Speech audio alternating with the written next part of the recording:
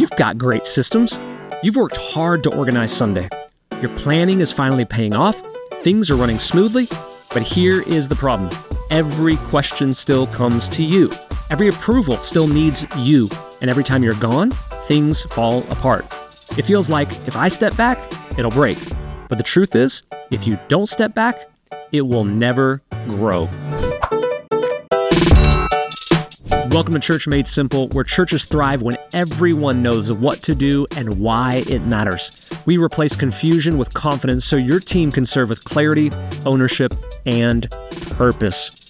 Hey, we're going to get into our topic today of building great systems without being the bottleneck. But before I do, I want to encourage you, subscribe to the channel on YouTube or subscribe on Apple Podcasts or Spotify, wherever you find this podcast, and share it with somebody else. Help us get the message out that church can be simple again. I want to help somebody today who has built great systems, but your team still needs you to run them.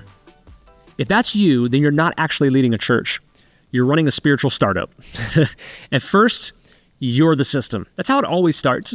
You are the person who does everything. CEO, Chief Everything Officer. Then you become the scaffolding. You're something that others can build on. They can climb up and do some of the work with you. Because healthy systems aren't just efficient, they're transferable. Eventually, though, you are completely hands off. You back away, the system works, and your church is simple and successful. There's 3 signs that you have to look for to know that you've become the bottleneck in the framework of your church. First is that you make every decision. I worked for a guy like this in a church. Every decision was his. No one was allowed to make decisions, to the point, and let me speak to this, to the point where this guy, who did not have an eye for graphic design, had to design verbally everything that I had to produce visually. He would tell me he wanted it this way, and I had to make it, regardless of how ugly it was. I remember one day, there was this guy in our church who, he was professional graphic designer. His stuff was amazing. And one day he came up to me because I had designed this postcard. This is back when mailers were a big thing. I designed this postcard for our church that the pastor said he wanted it to look just like this. And this guy would get mad if it did not look exactly like what he wanted. I produced this. It got mailed to this graphic designer who was phenomenal. He came to church on a Sunday, pulled me aside. He said, "What the heck is this?" I go, "What are you talking about?" He said, "This is hideous. Why would you do this?" And I go, "I didn't have a choice." He said, "What do you mean you didn't have a choice? Why would you produce something this ugly?" And I said, "It wasn't my choice. Our pastor told me that's what he wanted." And he just looked at me and goes, "I get it," and walked away. Man, if you have to make every decision, pastors, stop telling your graphic designers what looks good. Just because it looks good to you does not mean it looks good to a professional. You don't have to make every decision in your church. You don't have to decide what color the carpet is. You don't have to decide how many chairs you have or how they're set up. You can entrust other people to do that. Second thing, here's a sign that you know you've become the bottleneck. Your absence creates confusion. If you're a leader in the church or even a second chair leader carrying that vision and mission, and when you leave, people get confused, you are the bottleneck. Third thing is your team waits instead of actually acting. Your team will wait instead of leading. You are the bottleneck when your team decides we can't do anything until we get something from our leader. So how do we fix this without letting things fall apart? Well, first, we want to define decision zones. You don't have to make every call, but you do have to define who can make the call. So you got to ask these questions. What decisions have to come to me? What is something only I can decide as the leader of this particular ministry or this area of the church? Ask, what decisions can others make with my input? And then what decisions can they own completely? I'm getting ready to take an extended period of time off from church, and I met with our directors team. They direct every ministry. And I gave them a Google Doc, and it was these 3 categories. Hey, while I'm gone, Here are the decision-making categories for you. Here's what you can make decisions on without anybody's input whatsoever. And I listed out specific things. Then I had, hey, you can make decisions with our ministries director's input. And she leads our director. She's literally called the ministries director. So she is second in command at our church. With her input, you can make these decisions. And then lastly, here are decisions that only I can make. While I'm gone, you reach out to me if you need to make these decisions. Here's a few examples of those. What decisions can you make by yourself as a director or as a leader in our church? Well, you can change the scheduling of certain people. You can decide to spend up to this amount of money. Here's the decision you can make with our ministries director's input. If you have to spend more than this amount of money, you need to get her input on it. She needs to make sure, she needs to write off, yes, this is absolutely a good decision. You need to decide, or let's say you want to change something drastic in the service. Well, we have a template. We build flex into our template. And so if you want to drastically change that, you need to get her input. And then there's only things that I can decide. And I had this conversation. I said, if there is a media crisis, and one guy said, what exactly is a media crisis? I said, we've never had one. I don't expect one. But we had a scenario one time. There is a Facebook group called Arlington, Texas Talk. And in this Facebook group, it's just people in our city that talk about events going on, or, there's a tree in my backyard. How do I cut it down? They just talk to each other. Well, churches will put things in there. And one day, the Arlington Police Department reached out to us and said, hey, can our SWAT team use your property as a training ground? On the weekend, we're going to send our entire team out, and we want to do these different exercises with our SWAT team. We said, absolutely, no problem. I did not think that through. And so on Arlington, Texas Talk, all of a sudden, we are the talk of the town. Because there is a SWAT team outside of our church, and they're circling the church, and they've got guns out, and they've got their equipment on. They have their tank in our front yard. And there's people who are on there going, oh, I bet that pastor did this and this and this. And they are saying the most grotesque, wicked things about me. So guess what? I didn't send somebody else to Arlington, Texas Talk on Facebook and go, hey, can you clear that out? I got on there personally and I addressed every one of their concerns. I clarified what was going on, that we had a relationship with the police department, whom we support vigorously, and we were so grateful that they chose our property. It cleared things up for people, and I directly messaged people and said, hey, I want you to know that what you said is absolutely not true. Listen, when something like that happens, you want to get ahead of it. But it can't just be anybody. I have to make that decision to get on there and make that happen. So ask those questions to your team and then write it down and share it with your team so that they know what they can decide on. Second thing is you want to build repeatable systems. If a system requires your presence to be effective, it's not a system.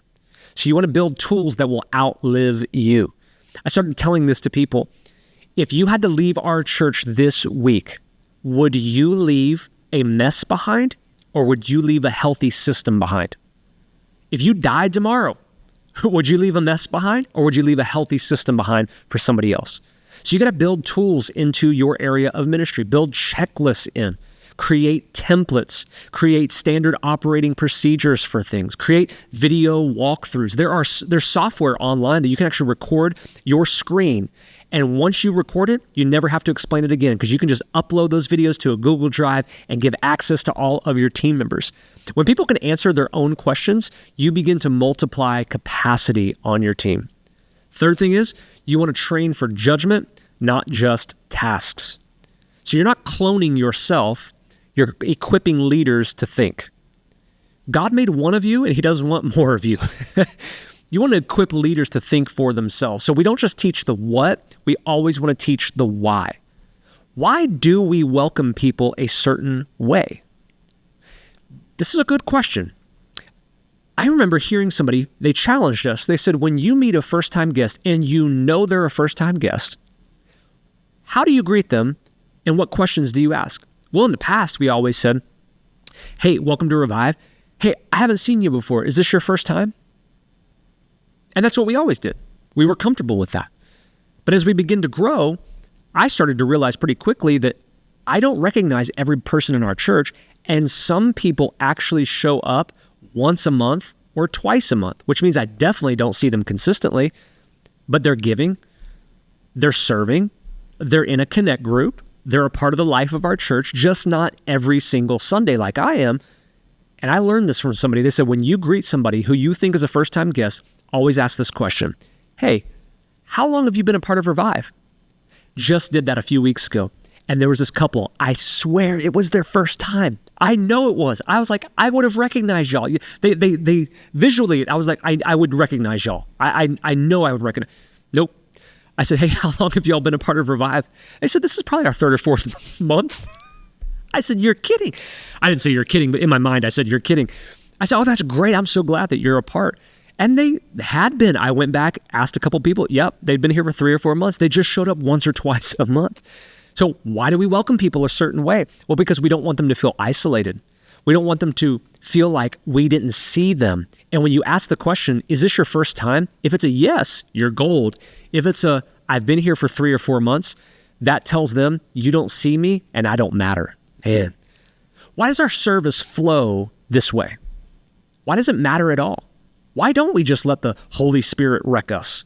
Well, because the Holy Spirit is not a wrecker. He's not Wreck-It Ralph. He is a builder, step by step, line upon line. Why does our service flow matter? Well, because at our church, we're not trying to reach a bunch of Christians. We're not trying to get people in from other churches. We're trying to introduce real people to the real Jesus. And most of those real people are people who don't know the real Jesus. They've never really experienced him. So our service flow is intentional so that they don't feel like it's chaos in our church. They don't feel confused about who God is, but they walk away feeling confident that they can take their next step in their relationship with Jesus. Why do we follow up with guests this way? Well, because we don't want guests to feel like we are spamming them. There's no reason why your church should be sending 20 emails in a week to a first-time guest. Why do we follow up once a week for 4 weeks and then we stop communicating if they don't respond? Because we don't want them to feel like we're trying to get them into our church and we're some kind of cult. So we don't just teach the what, we teach the why. And we first need to ask our teams, hey, if I wasn't here, how would you make this decision? If they understand the why, then man, they will give you a great answer. If they don't understand the why, only the what, then you have to start coaching their thinking, not just their behavior. Next, we want to expect and empower mistakes. Absolutely. Listen, mistakes do not mean that somebody failed. I've said this for a really long time. There's no such thing as failure unless you give up. Mistakes are not a failure. Mistakes are simply the fact that somebody tried. So how do we expect and empower mistakes? Well, we're going to build what's called a feedback loop. What went right? What missed the mark? What can we tweak for next time? When you don't create a feedback loop, so what went right, what missed the mark, and then what can we tweak for next time so that it goes right, and hopefully we don't miss the mark and we don't have to tweak. If you don't fix that broken feedback loop and address those 3 questions, guess what? Every week something's going to go wrong more and more, and eventually what's wrong actually feels right. And you irritate your team when finally 3 years from now you try to correct them.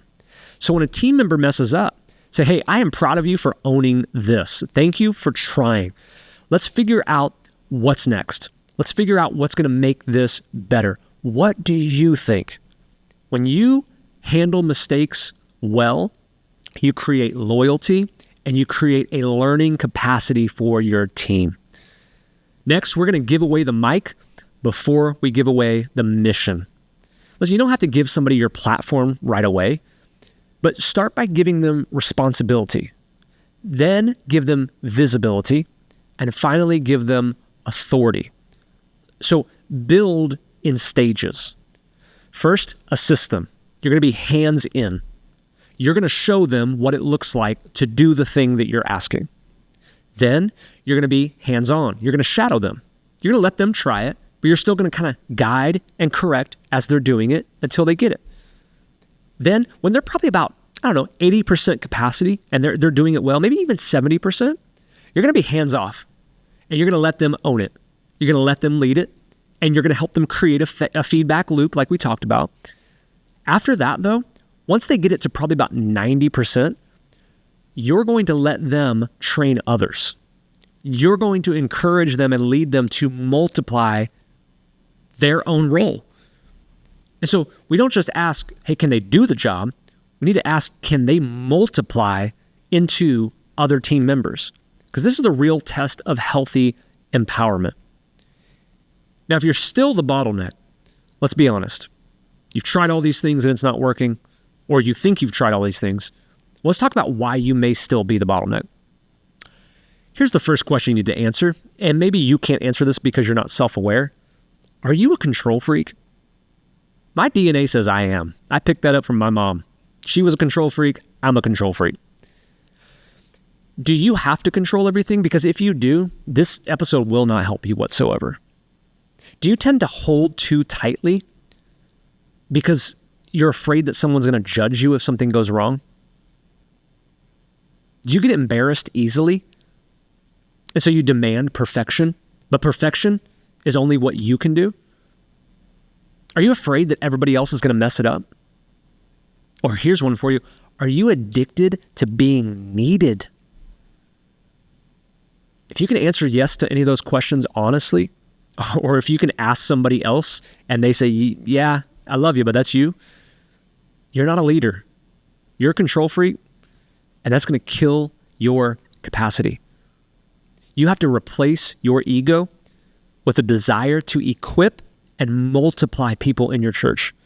The best leaders make themselves less essential, not more essential. So you can build great systems, but if you don't empower others to run them, you will stay stuck in the center. So ask yourself, hey, who on my team needs more authority? Where can I release this control that I have? And what system can I hand off this month? Just start there. To help you with that, I have 2 free resources. If you sign up for our newsletter, link is in the description. You can download our team discussion guide, get with your team to talk through some of these things in the episode. And I also have a free empowerment map. It's going to include these 3 buckets of authority. There's a delegation worksheet that you can use, and there's a guide for coaching decisions instead of you just giving answers to your team. So let this time, this season of your church, be where you get out of the way as a leader so your church can really grow. Next episode, we're going to talk about the hidden systems in your church that no one talks about, but are silently shaping your entire culture. Because systems don't just organize your ministry, they disciple your people. It's not always in a good way. Until then, keep leading with clarity and keep making church simple.